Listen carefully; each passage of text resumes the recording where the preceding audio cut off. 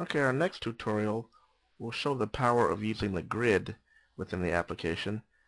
The grid button is located next to the print button here on the main application toolbar.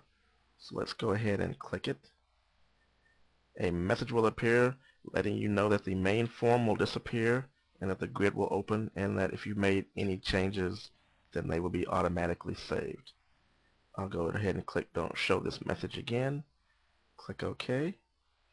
The grid will open at full screen, so what I'm going to do is resize it to bring it inside our video window here. And when you open up the grid for the very first time, it will actually show all of your items, and it will show all of the fields on the main tab. That's the 20 fields plus the pricing fields. And as you can tell, that's a very wide list. So the first thing you might want to do is come in and show and hide the columns that you're interested in. So I'm going to turn off these fields here, and I will turn off the sale price, insured value, and I own this item, and I will select dice and play money. Obviously you can show and hide any columns you want.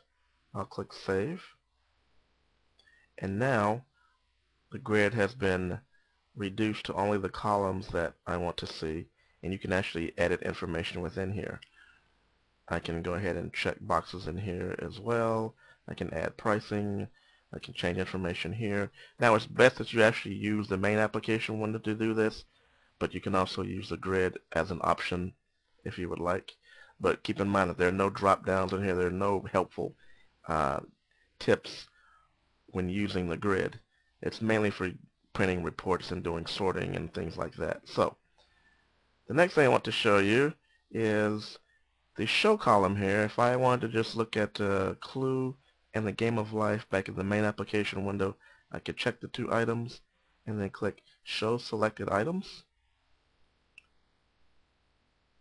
and the main form would appear again, and it would show two items, which would be in this case Clue and Game of Life, because those are the two that I wanted to see. So it's a quick way to jump back and actually edit and continue. Let's go back to the grid again. Once again, it's maximized. So let me bring it back within the video window. The next thing I want to show you is that each of the columns is sortable, so you can sort by each one of them. Another cool feature is I can actually right-click on information and filter the list automatically.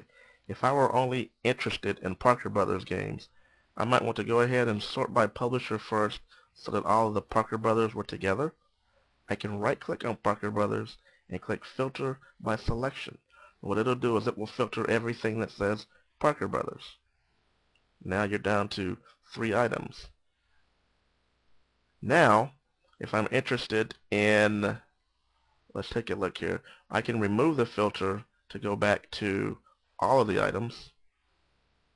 Now what if I was interested in everything besides Parker Brothers items?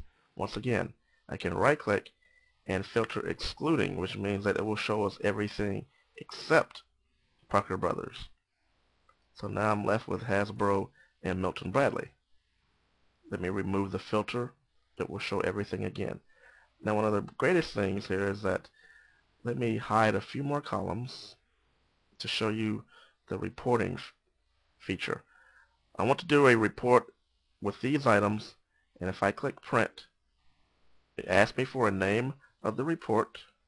I'll go ahead and leave it as Collectibles report. I click OK. Do you want to print the pictures also? I'll click yes. And let me go ahead and resize this report inside the window here. As you can see, a quick report was created,